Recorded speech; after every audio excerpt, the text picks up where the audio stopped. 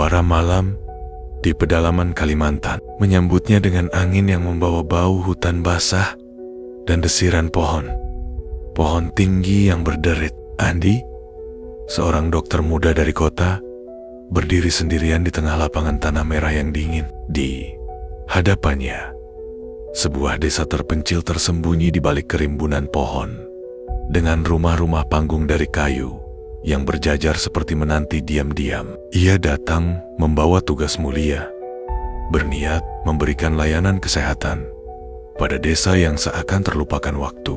Namun, sejak awal ia menginjakan kaki di desa itu, Andi merasakan sesuatu yang tidak biasa. Udara terasa berat, seolah ada sesuatu yang tidak tampak, namun selalu memperhatikannya dari balik bayang-bayang. "Kau Dokter Andi, bukan?" Suara serak seorang lelaki tua memecah keheningan. Kepala desa muncul dari balik bayangan, mengenakan baju lusuh yang diikatkan kain di pinggangnya. Wajahnya penuh keriput, namun tatapannya tajam dan tidak ramah. Warga desa lainnya hanya memandang dari kejauhan, menunduk atau berbisik, seakan takut berada terlalu dekat. "Iya Pak, saya Andi. Salam kenal." Andi mencoba bersikap ramah, namun senyumannya lenyap saat tatapan kepala desa hanya menelanjangi niatnya tanpa emosi sedikit pun. "Aku Pak Sakar, kepala desa di sini," jawabnya dingin. "Kau akan tinggal di klinik kecil di ujung desa. Semoga kau betah. Tapi ingat, kami punya aturan." Andi mengangguk, meski merasa janggal dengan sikap dingin kepala desa. Mereka berjalan beriringan, melewati jalan setapak berbatu, dan sepanjang jalan, Pak Sakar terus memberinya pandangan serius, mengawasinya seperti anak kecil yang tersesat. Andi menahan tanya yang menggelegak di dadanya, mencoba menyesuaikan diri dengan lingkungan baru ini. Setelah beberapa saat, mereka tiba di sebuah bangunan kayu kecil, sederhana namun cukup untuk klinik desa. Di depan klinik, Andi bisa melihat warga desa berkerumun dengan wajah-wajah lelah. Beberapa di antaranya membawa bayi yang tampak kurus dan pucat. Pemandangan itu menimbulkan rasa iba yang dalam di hati Andi. "Banyak bayi yang sakit di sini, Pak?" tanyanya perlahan. Pak Sakar mengangguk.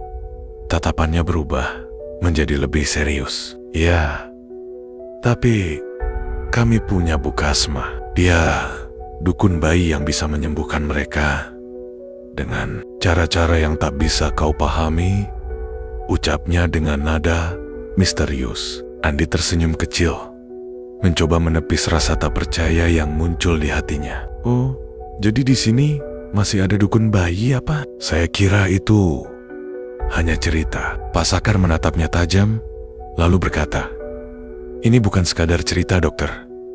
Bu Kasma bukan dukun biasa. Dia bisa melakukan apa yang bahkan dokter kota seperti kau tak bisa lakukan." Perkataan itu bergema di kepala Andi, tapi ia hanya menganggapnya sebagai kepercayaan lokal yang sudah tua. Tak lebih dari mitos desa yang sering ia dengar dari penduduk daerah lain. Ia tidak menyangka ada yang istimewa, apalagi berbahaya, dari seorang dukun bayi. Malam pertama di desa itu, Andi berusaha tidur di klinik dengan lampu temaram yang berkedip-kedip. Ia merasa lelah, tapi sulit memejamkan mata. Dari jauh, terdengar suara aneh bunyi seperti bisikan dan desah, bercampur dengan ketukan lembut dan lirih suara-suara asing. Ia mencoba mengabaikannya, berpikir mungkin itu hanya suara hutan malam.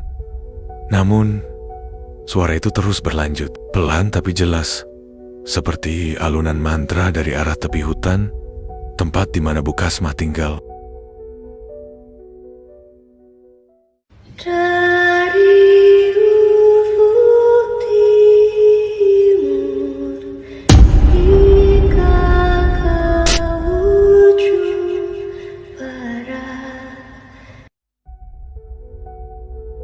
Pagi yang kelam, suara ketukan keras di pintu klinik membuat Andi terbangun. Seorang ibu muda berdiri di ambang pintu, matanya bengkak oleh kelelahan dan air mata. Dia menggenggam bayi kecil yang tubuhnya kurus dan wajahnya pucat seperti kertas. Nafas bayi itu lemah, tersendat-sendat, dan tangisannya hanya suara lirih, nyaris hilang di antara deru angin pagi yang dingin. Tanpa banyak bicara, Andi segera membawa bayi itu ke dalam klinik, berharap bisa menolongnya. Ia memeriksa suhu tubuh, tekanan darah, dan tanda-tanda vital lainnya dengan hati-hati. Semua tanda menunjukkan bahwa bayi ini sakit parah, dan semakin lama kondisinya semakin memburuk. Andi memberi cairan dan obat-obatan yang ia bawa dari kota, berharap semua ilmunya bisa membawa perubahan. Namun, waktu berlalu dan kondisinya tidak membaik. Tangis bayi itu semakin lemah, semakin dekat dengan keheningan yang mengancam. Ibu bayi itu duduk di pojok, wajahnya penuh putus asa dan ketakutan. Andi melihat raut keputusasaan di wajah ibu itu yang membuat hatinya teriris. Tidak ada yang lebih menyiksa bagi seorang ibu daripada melihat anaknya perlahan-lahan kehilangan nyawa. Melihat kondisinya yang semakin parah, sang ibu mulai gemetar. Lalu dengan suara yang pecah memohon, "Tolong, panggilkan Bu Kasma. Hanya dia yang bisa menyelamatkan anak saya." Andi terkejut, tapi tetap menahan diri. Ia tahu bahwa desa ini masih sangat percaya pada kekuatan mistis dukun, terutama Bu Kasma, sosok dukun bayi yang konon punya kemampuan luar biasa untuk menyembuhkan bayi sakit. Namun, di sisi lain, nalarnya menolak. Ia yakin pada ilmu kedokteran, pada sains. Bagaimana mungkin seorang dukun dengan ritual kuno bisa mengalahkan metode medis yang sudah terbukti? Tapi wajah sang ibu memohon begitu dalam. Tangisnya seakan menjadi beban yang tak bisa diabaikan. Akhirnya, dengan ragu, Andi mengangguk dan mengizinkan ibu itu memanggil Bu Kasma, berpikir bahwa mungkin kehadirannya akan membuat sang ibu merasa tenang. Setidaknya, itu yang dia yakini. Tak lama kemudian, Bu Kasma muncul di pintu klinik. Sosok tua dengan wajah tirus dan tatapan tajam yang tampak menembus jiwa. Di tangannya tergenggam sebuah kantong kain berisi ramuan dan daun-daunan, serta sebungkus kemenyan yang berbau menyengat. Tanpa berkata sepatah kata pun, Bu Kasma berjalan mendekati bayi yang terbaring lemah di tempat tidur klinik, lalu mulai menyiapkan ritualnya. Andi memperhatikan dari kejauhan. Perasaan was-was mengisi dadanya. Bu Kasma mengeluarkan sejumput kemenyan dan menyalakannya di atas bara. Asap putih mulai membumbung, mengisi ruangan dengan aroma yang aneh, bercampur bau hutan dan tanah lembab. Bu Kasma mulai melantunkan mantra dengan nada rendah. Suaranya bergetar, seolah menyentuh dunia lain yang tak terlihat. Asap berputar, mengelilingi tubuh bayi, membentuk kabut yang samar-samar menari di udara. Andi memperhatikan dengan cemas, berpikir bahwa ini hanyalah upaya sia-sia. Namun kemudian, ia menyaksikan sesuatu yang tak dapat dijelaskan. Bayi itu, yang tadinya sesak napas dan pucat, perlahan mulai tenang. Nafasnya lebih teratur. Wajahnya yang tadinya pias, mulai menunjukkan sedikit warna. Dan tangisannya, yang nyaris hilang, kini terdengar lebih kuat. Ibu bayi itu menangis lega, wajahnya penuh kepercayaan dan rasa syukur pada Bu Kasma. Andi tidak percaya pada apa yang dilihatnya. Bayi itu, yang seharusnya membutuhkan perawatan intensif, tiba-tiba tampak membaik hanya dengan ritual sederhana ini. Rasionalitasnya menolak mempercayai apa yang baru saja terjadi. Namun, kenyataan di depan matanya tak bisa ia abaikan. Di dalam dirinya, muncul perasaan yang bercampur aduk antara rasa penasaran dan ketakutan. Apa sebenarnya yang dilakukan Bu Kasma? Bagaimana mungkin sebuah ritual sederhana dapat menghasilkan dampak seajaib itu? Andi merasa tertarik untuk memahami lebih jauh. Namun keraguan menghantuinya. Ia tetap yakin bahwa pasti ada penjelasan ilmiah di balik metode tradisional itu. Tapi, di sisi lain, ia tidak bisa menghilangkan bayangan Bu Kasma yang seperti membawa sesuatu dari dunia lain. Kekuatan yang tak bisa ia jelaskan. Sambil berdiri di sudut klinik, Andi terus memperhatikan Bu Kasma yang kini memberkati bayi itu dengan senyum samar. Seolah ia adalah penjaga rahasia yang lebih tua dari waktu. Andi tidak bisa menghilangkan pemandangan dari pikirannya. Bayi yang hampir tidak tertolong kini pulih hanya karena ritual yang dilakukan oleh seorang dukun desa dengan aroma kemenyan dan mantra-mantra asing. Rasa penasaran yang semakin dalam menggerogoti pikirannya. Apa sebenarnya rahasia Bukasma? Diam-diam, Andi mulai mengamati Bukasma. Setiap kali ia datang ke desa untuk membantu, Andi mengamati dari kejauhan, memperhatikan dengan seksama. Ia melihat bahwa Bukasma selalu membawa tas kecil yang terlihat kumal dan penuh debu. Di dalamnya terdapat benda-benda yang aneh dan asing baginya, batu berukuran kecil dengan permukaan kasar, akar-akar kering yang tampak usang, dan potongan kain merah yang terkadang dililitkan di sekitar jari-jari Bukasma saat ia merapal mantra. Andi berusaha mencari tahu apa fungsi benda-benda itu, berharap menemukan petunjuk atau penjelasan yang masuk akal. Namun, semakin lama ia memperhatikan, semakin dalam perasaan merinding yang ia rasakan. Ada sesuatu yang berbeda di sekitar Bukasma. Suara gumaman rendah yang ia ucapkan setiap kali merapal mantra terdengar seperti berasal dari dua suara. Seakan ia berbicara dengan seseorang yang tak terlihat. Andi mulai merasakan kengerian.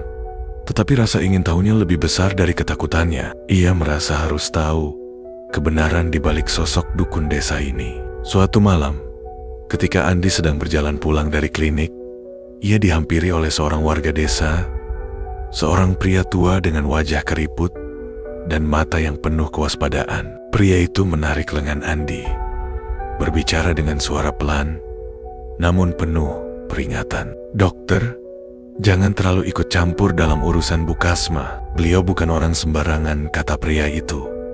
Suaranya hampir berbisik. "Bukasma memiliki hubungan dengan roh penjaga desa ini. Kalau terlalu dekat, bisa jadi dokter akan mengundang sesuatu yang buruk." Andi terdiam, merasa ada yang dingin menjalar di punggungnya. Ia tahu bahwa banyak orang di desa ini yang mempercayai roh penjaga atau makhluk halus yang melindungi mereka dari gangguan luar.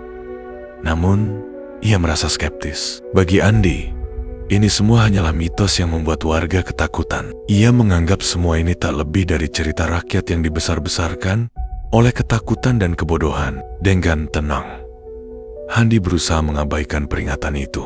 Ia merasa bahwa sebagai dokter, ia memiliki tanggung jawab untuk membuka mata warga desa ini agar mereka tidak lagi terjebak dalam ketakutan yang berlebihan. Ia merasa perlu untuk melindungi mereka dari mitos berbahaya yang bisa mengancam kesehatan mereka. Namun, di dalam dirinya, keraguan kecil tetap mengganggunya. Pikirannya terus memutar ulang kejadian-kejadian yang tidak bisa ia jelaskan. Bagaimana mungkin seorang bayi yang hampir mati bisa pulih begitu cepat hanya karena ritual sederhana? Setiap kali ia mencoba mencari jawaban, pertanyaan-pertanyaan baru muncul, menimbulkan kecurigaan dan rasa takut yang mulai merayap masuk. Malam berikutnya, saat gelap menyelimuti desa dan suara-suara hutan terdengar semakin keras, Andi duduk di klinik, memikirkan langkah berikutnya. Ia tahu bahwa untuk benar-benar memahami apa yang terjadi, ia harus melihat lebih dekat. Bahkan, jika itu berarti mendekati Bukasma. Tetapi, dalam hati kecilnya, ada perasaan lain yang tak bisa ia ingkari, sebuah ketakutan yang samar. Ketakutan akan hal-hal yang tak dapat ia pahami. Suatu sore yang sunyi, Andi mendapatkan undangan dari Bukasma untuk datang ke rumahnya. Undangan itu singkat dan langsung, hanya sebuah pesan kecil yang disampaikan oleh anak kecil di desa. "Datanglah malam ini jika kau ingin tahu rahasia pengobatan ini." Begitu bunyi pesannya. Andi merasa jantungnya berdetak lebih cepat. Ini adalah kesempatan yang ia tunggu.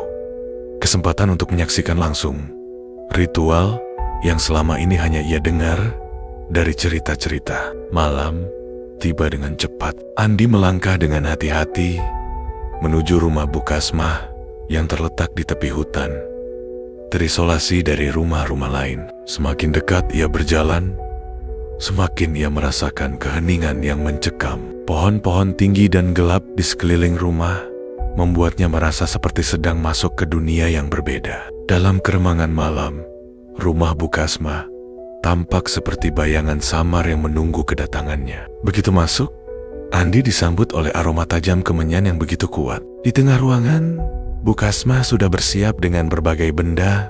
Di sekelilingnya mangkuk-mangkuk berisi dedaunan, botol kecil berisi cairan kental, dan lilin-lilin yang menyala dengan api yang tenang namun menyeramkan. Di sudut ruangan, seorang ibu muda duduk dengan wajah penuh kekhawatiran, menggendong bayinya yang tampak pucat dan lemah. "Dokter Andi, ini waktunya kau melihat bagaimana kami menyembuhkan dengan cara kami," kata Bukasma dengan suara rendah dan dalam. Andi mencoba tetap tenang, tetapi ada sesuatu dalam tatapan Bukasma yang membuatnya merasa tidak nyaman. Bukasma mulai melafalkan mantra dalam bahasa yang tidak Andi mengerti.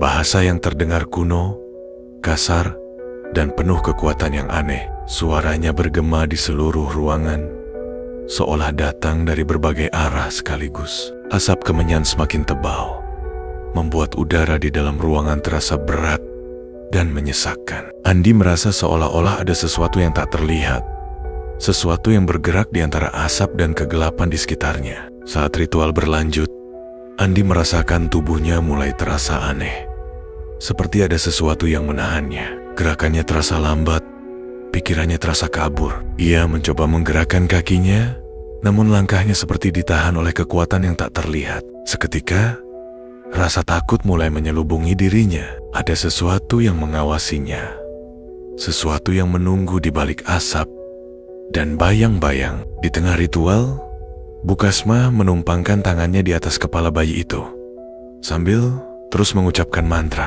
Perlahan-lahan, warna di wajah bayi yang tadinya pucat mulai kembali. Napasnya yang lemah berubah menjadi lebih kuat. Dalam hitungan detik, bayi itu tampak sehat dan segar kembali, seolah semua sakitnya lenyap begitu saja. Andi melihat kejadian itu dengan mata terbelalak, tidak percaya pada apa yang baru saja ia saksikan. Perasaan kaget dan takut menghantam Andi dengan keras. Di satu sisi, ia merasa ini adalah bukti dari sesuatu yang nyata, sesuatu yang tak bisa ia jelaskan dengan ilmu pengetahuan yang ia ketahui. Namun di sisi lain, ia merasa tersesat dalam dunia yang asing, dunia yang penuh dengan hal-hal yang ia anggap sebagai takhayul. Kengerian meliputi dirinya saat ia sadar bahwa ia sedang terjebak di antara dua dunia nyata dan dunia gaib yang tidak pernah ia percayai. Ketika ritual berakhir, Andi tidak bisa menggerakkan tubuhnya seketika. Matanya masih menatap bayi yang kini tertidur dengan tenang di pelukan ibunya, sehat dan damai. Namun, pikiran Andi penuh dengan ketakutan dan kebingungan. Ia menyadari bahwa ada sesuatu yang lebih besar di balik sosok Bukasma, sesuatu yang tidak ia pahami dan yang selama ini ia abaikan. Malam itu, Andi meninggalkan rumah Bukasma dengan perasaan yang bercampur aduk. Ia merasakan kengerian yang mendalam, seolah-olah telah melangkah ke dunia yang tidak boleh ia masuki. Sebuah dunia yang menyimpan rahasia kelam, dan ia sadar bahwa setiap langkahnya ke depan akan membawa dirinya semakin jauh ke dalam misteri yang penuh dengan ketidakpastian. Setelah malam ritual itu, Andi pulang ke rumah dengan perasaan yang bercampur aduk. Pikirannya dipenuhi bayangan tentang apa yang baru saja ia saksikan. Ia yakin ada sesuatu yang tidak benar, sesuatu yang tersembunyi di balik praktik Bukasma. Namun, ia tak punya penjelasan rasional. Yang tersisa hanya rasa takut yang samar-samar, seperti bayangan yang mengikuti setiap langkahnya. Malam itu, Andi tidur dengan gelisah. Pikirannya tidak bisa lepas dari wajah bayi yang tiba-tiba pulih dan tatapan Bukasma yang penuh rahasia. Dalam tidurnya, mimpi buruk menghantuinya. Ia melihat sosok Bukasma berdiri di tengah hutan, memandangnya dengan mata yang tak berkedip. Dalam kabut tebal yang membekap, bayangan itu terus mengintainya. Semakin mendekat, namun selalu terselubung dalam gelap. Ia terbangun dengan napas tersengal. Tubuhnya penuh keringat dingin. Perasaan mencekam menyelimutinya, membuatnya sulit kembali tidur. Hari-hari berikutnya Mimpi buruk itu semakin intens. Ia mulai merasakan kehadiran yang tak terlihat di rumahnya. Saat malam tiba, ia sering merasa ada yang mengawasinya dari sudut gelap. Andi mencoba meyakinkan dirinya bahwa ini semua hanya efek dari ketakutan dan kelelahan. Namun perasaan itu semakin sulit diabaikan. Suatu hari, saat bertugas di klinik desa, Andi mulai menyadari sesuatu yang aneh. Banyak ibu muda datang mengunjungi Bu Kasma. Bahkan saat anak-anak mereka tampak sehat, ia mendengar bisikan dari beberapa warga yang menyebut bahwa mereka bukan hanya datang untuk menyembuhkan anak yang sakit, tetapi juga untuk melakukan pencegahan sebuah ritual untuk melindungi bayi mereka dari roh jahat. Warga desa bergantung pada ritual ini, seolah-olah nyawa bayi mereka bergantung pada sentuhan mistis Bu Kasma. Andi memperhatikan, dari hari ke hari, semakin banyak warga yang meminta Bu Kasma untuk melakukan ritual ini. Rasa penasaran dan khawatir mulai menghantuinya. Bagaimana mungkin satu orang bisa memiliki begitu banyak kekuatan atas kehidupan orang-orang di desa ini? Dan apa yang sebenarnya dilakukan Bu Kasma? Dalam ritualnya, kecurigaan Andi semakin dalam. Suatu sore, Andi memutuskan untuk menemui kepala desa. Ia berpikir, jika kepala desa mengetahui pengaruh besar Bu Kasma atas warga, mungkin ia bisa membantu mengurangi ketergantungan mereka. Namun, saat Andi menyampaikan keprihatinannya, wajah kepala desa berubah tegang. "Dokter Andi," ucap kepala desa dengan suara rendah, "kau baru di sini. Ada hal-hal yang tidak akan kau pahami. Apa yang dilakukan Bu Kasma adalah bagian dari kepercayaan kami. Ini sudah ada sejak lama, bahkan sebelum orang-orang kota datang. Tapi, Pak," Andi mencoba menahan diri agar tidak terdengar terlalu menekan. "Ini bukan soal kepercayaan, ini soal ketergantungan. Ibu-ibu di sini datang padanya bahkan saat bayinya sehat. Bukankah itu aneh?" Kepala desa memandang Andi dengan tatapan tajam, seolah ingin memperingatkannya. "Aku sarankan kau menghormati cara hidup kami di sini, dokter. Di desa ini, kami percaya bahwa roh-roh melindungi kami.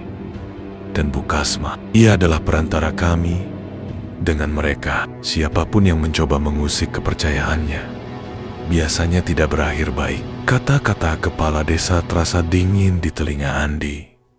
Ia tahu kepala desa memperingatkannya, tapi ia masih sulit menerima bahwa praktik-praktik mistis ini dibiarkan begitu saja tanpa ada penjelasan. Setelah pertemuan itu, perasaan cemas Andi semakin parah. Kejadian-kejadian aneh mulai mengganggunya. Suatu malam, saat ia berjalan pulang setelah mengunjungi klinik, Andi merasa ada yang mengikutinya.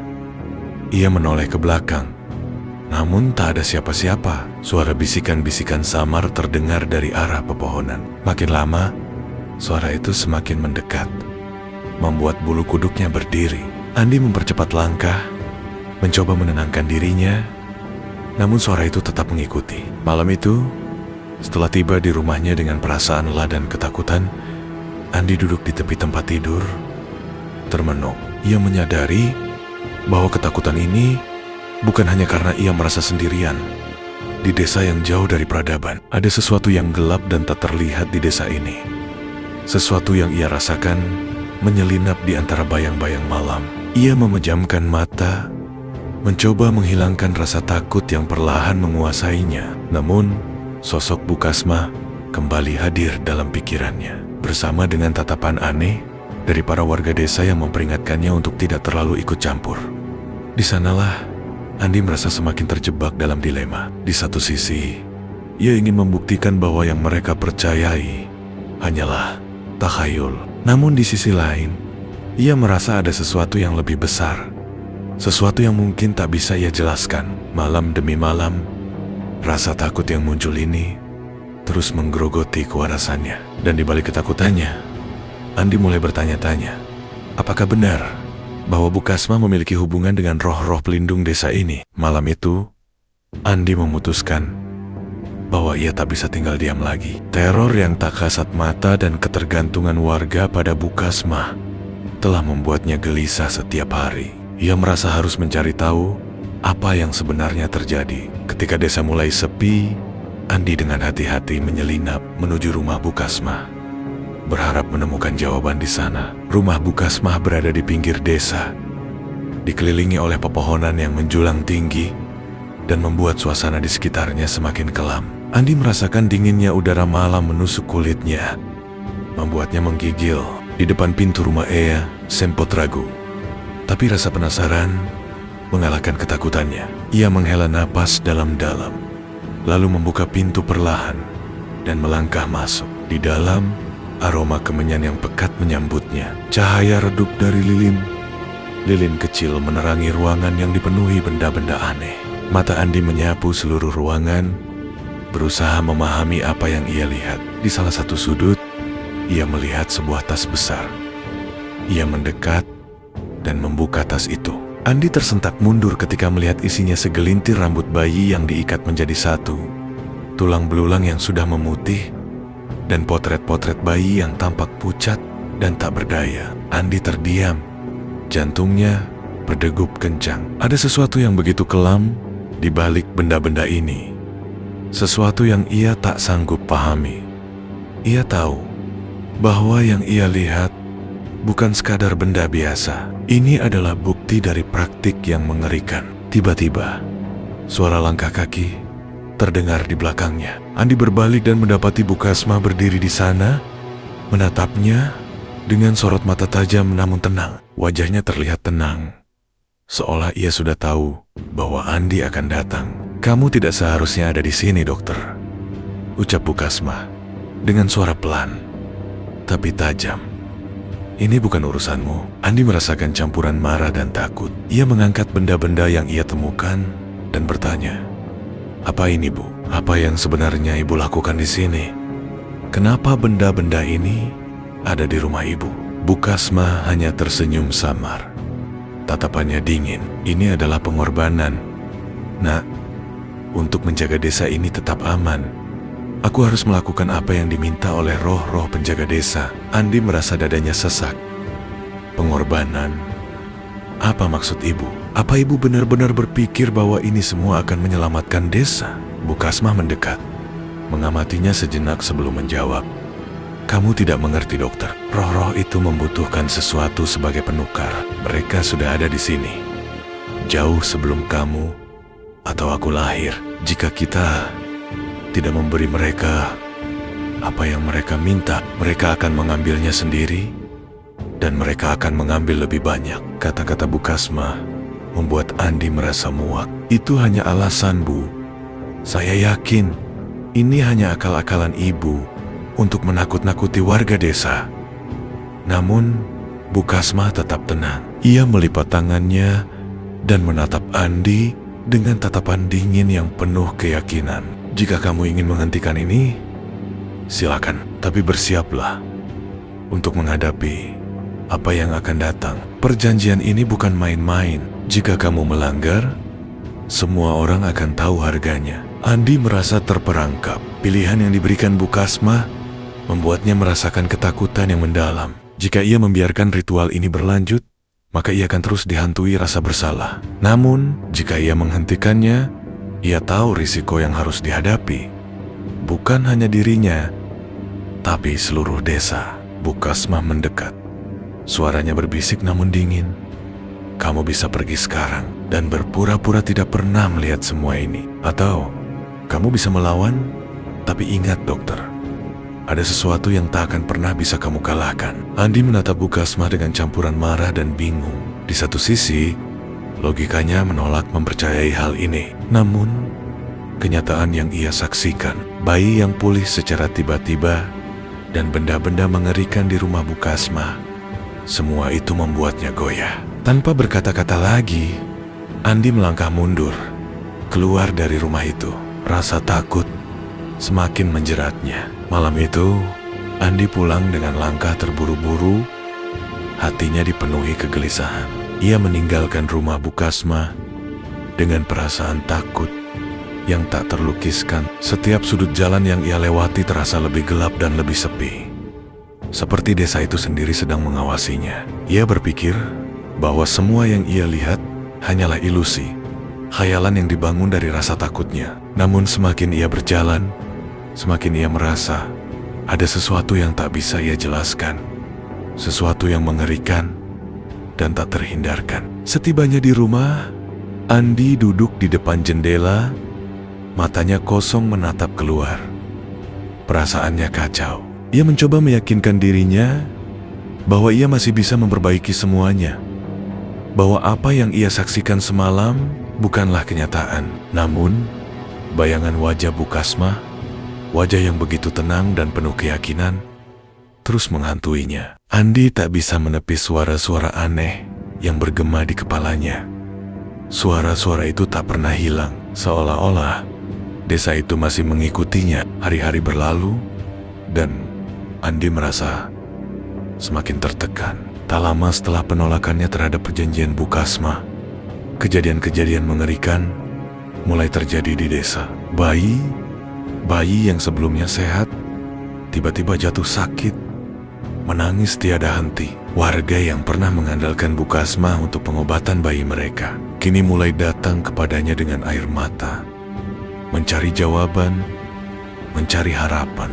Namun, tak ada yang bisa diselamatkan. Di tengah malam yang mencekam, beberapa bayi di desa meninggal tanpa sebab yang jelas. Ada yang mengatakan mereka seakan tertidur dalam ketakutan, dengan mata yang terbelalak lebar, seolah melihat sesuatu yang tidak bisa dijelaskan. Desa itu terhimpit oleh rasa ketakutan yang tak terucapkan. Ketika Andi mendengar berita tentang bayi yang meninggal, tubuhnya bergetar. Ia tahu ini adalah akibat dari penolakannya. Andi merasa seperti tenggelam dalam rasa bersalah yang tak bisa ia ungkapkan. Ia merasa seolah-olah ia adalah penyebab dari semua malapetaka ini. Warga desa mulai menjauh darinya dengan tatapan kosong yang penuh tuduhan.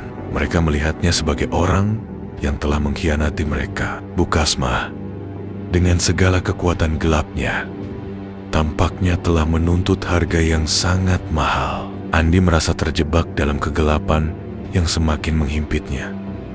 Waktu tak lagi terasa seperti waktu. Setiap detik seperti sebuah penantian akan sesuatu yang lebih buruk. Pikiran-pikiran gelap terus menghantui pikirannya, membuatnya tak bisa tidur. Mimpi buruk tentang bayi yang menangis, dan wajah Bu Kasmah yang penuh kemenangan menghantuinya setiap malam. Semua itu berputar-putar dalam pikirannya tanpa henti. Akhirnya, Andi memutuskan untuk pergi. Ia meninggalkan desa itu, meskipun ia tahu bahwa langkahnya tidak akan pernah benar-benar membawa kedamaian. Ia pergi ke kota, mencoba memulai hidup baru, jauh dari desa yang pernah ia anggap sebagai rumahnya. Tapi, meskipun ia berusaha keras melupakan semuanya, bayang-bayang desa itu tetap membuntutinya. Suatu malam, ketika Andi sedang beristirahat di sebuah penginapan,